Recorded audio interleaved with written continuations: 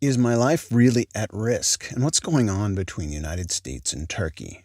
I'm going to try and cover all this real quick and make this a short video, but we'll see. You already know if I've succeeded or not. All right. Welcome to Sovereign Artsakh. We want statehood for Artsakh recognized by the United States of America and by the world. It's the only solution for the violence that's happening between the Turks and Armenians. All right. I recently posted a video called, what is it? Artsakh must get its land back. And usually it's the names that you give videos that determine their traction online. And this one of my videos is, spiking upwards. I just posted it a day and a half ago and it's up to 600. And you can see normally my videos get a couple hundred views and it's spiking upwards, lots of dislikes, which means it's on the radar of the Turks and Azerbaijanis. And it gets a lot of comments, and I think I've gotten my first actual death threat in the comments section. I'll read that in a second. But let me begin. I just checked my normal news source, one of my normal news sources, Armin Press, about the latest news, and I saw this. U.S. Congress bans arms sales to Turkey. What's going on here? That's good news, right? We don't want to send weapons to Turkey that's a hostile actor. But before I read this and then another article associated with it, subscribe to this channel if you haven't already. And if you have, or whether you have or haven't, share these videos. That's how the word's going to get out. I can't do it all. I have a lot going on. I can barely spend time even perusing the comment section in my videos. I've got so much going on in my life. So help me out by subscribing, sharing, commenting, liking, disliking, whatever you care to do. All right. Did the U.S. Congress ban arms sales to Turkey? Let's see. Yerevan, December 5th, that's today. The U.S. Congress has banned arms and ammunition supplies to Turkey. Armin Press reports, citing TASS Assistant Secretary of State for Political and Military Affairs Clark Cooper, told the reporters. Is there a ban on arms sales to Turkey by the Congress? Yes, there is, Cooper said, providing no other comment. All right, and that's it. This website is a reporting website. They don't give commentary, they just report. So I decided to do a bit more of a search. And I went to defensenews.com and look, Congress has secretly blocked U.S. arms sales to Turkey for nearly 2 years. Very interesting. Well, even though the Armin Press article was out today, this article, which I hid from view, was published on August 12th. Okay, so it's not new news. In fact, it's roughly, 5 or 6 weeks before Azerbaijan and the Turkish operatives and Syrian mercenaries attacked Artsakh. So if, one explanation could be, since the U.S. made this bold move, it may have emboldened Turkey to make that bold move. And in that explanation, is the U.S. complicit in this fight, that the attack on Artsakh and the innocent Armenians? That kind of argumentation, it's like that's what a bully or a domestic abuser would say. Well, you made me do it. Right, so that argument doesn't fly, but nonetheless, it could have instigated, it could have angered Erdogan. I mean, Erdogan doesn't need to be angered. He's insane as it is. But I'm just going to read a little bit of this and then move on to talking about my death threat. Yeah, I got a death threat. 4 key members of Congress, either individually or collectively, have quietly frozen all major U.S. arms sales to Turkey for nearly 2 years in a move to pressure Ankara to abandon its Russian-built S-400 air defense system, Defense News has learned. All right, so this is it's a diplomatic move. The legislative action, which has not been previously reported, is another sign of the deeply fractured relationship between the two NATO allies, that's the U.S. and Turkey, a disruption that has already led to Turkey's expulsion from the F-35 Joint Strike Fighter program. While it's unclear exactly how many potential sales have been been held back. At least 2 significant deals are in limbo: a follow-on contract for F-16 structural upgrades and export licenses for U.S.-made engines that Turkey needs to complete a $1.5 billion sale of attack helicopters to Pakistan. Historically, the United States is the largest exporter of weapons to Turkey. There's a significant line. Well, a couple of them.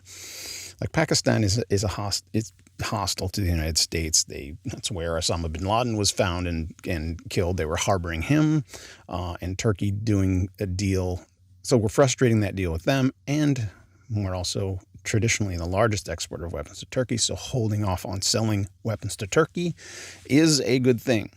I don't want to read too much of that, but I do want to point out that it's some familiar names. Senate Foreign Relations Committee Chairman Jim Risch, Republican of Idaho, and House Foreign Affairs Ranking Member Republican Mike McCall are Texas. I'm not saying they're familiar names to us here, but the next one of them is. But these are Republicans who acknowledged they are part of the freeze. The other 2 lawmakers who signed off, right here, where is it? Bob Menendez, Democrat in New Jersey. This is the 3rd time we've mentioned him. So this guy's paying attention, but also the House Foreign Affairs Chairman Elliot Engel. So both sides of the aisle are paying attention to this. It's good when our government can unite, when we can agree on things. And in fact, that's what we should focus on instead of all the freaking disagreements and hostilities and nonsense going on. Let's focus on what we can agree upon. That's one of my life goals, my life themes, is let's agree upon what is right. Yeah, sounds counterintuitive to this theme of this channel. Well, we need to agree that peace and harmony is the only answer, and that Artsakh should be recognized. All right, so this is old news, not that old, but it's not as fresh news as, maybe some would think it is, but it's good news. All right, enough of that. What's the death threat? Let's read some comments on my video. Artsakh must get its land back from Azerbaijan is how I named this video. And even though it's getting a lot of quote-unquote watches, it's not like people are watching the whole thing. They're seeing the title and responding to it. And that's why it's getting all these thumbs down. It's just Azeris and Turks trolling me, trolling and trying to hurt my feelings. So I just glanced at the comments because I saw, it's getting a lot of views, or at least a lot of clicks and some comments. So up front, how much did you get paid for this video? It's like, yeah, that'd be nice, right? Always dream big. Okay. And this is, clearly the last names are Russian last names, so they're Azerbaijani or Turk, but they're over there. Dream on. Yeah. This guy is crazy person. He is mad for what he calls Artsakh.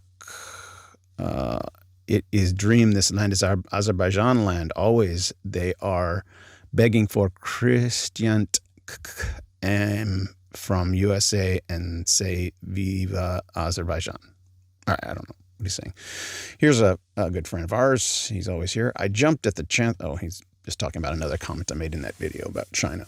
But this is the guy. Do remember that in your life, whatever you give, you receive it. Thus, think about your life, how your statements might influence your life and others as well. Do not push people to war. Okay, so this is clearly not a native English speaker, but I'm not sure what he's saying here. Think about your life, how your statements might influence your life and others as well. Do not push people to war. Do not push people to war. It's like, wait a minute. Who started this war? Who attacked? Oh my gosh. But he goes on in a minute. General Mustafa, that will happen in a dream. All right, here's the one that's really feels more like a death threat. Well, I don't know. You be the judge.